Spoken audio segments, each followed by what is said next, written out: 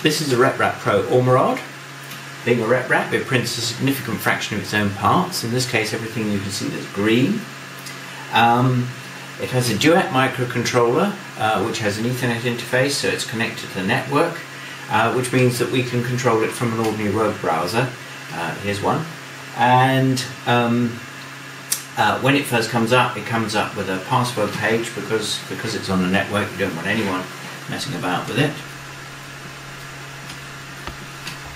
Type in the password, and then we get various control pages. This page, for example, allows us to move the machine around. For example, we can home the x-axis, do that sort of thing. This page allows us to print files.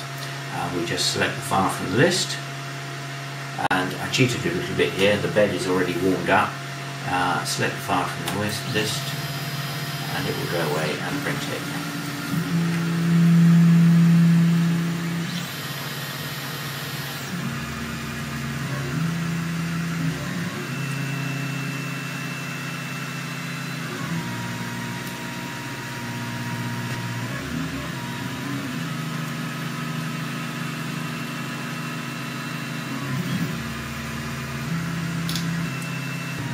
Go back to the control page to monitor things like temperatures and position and so on as it's going through the print.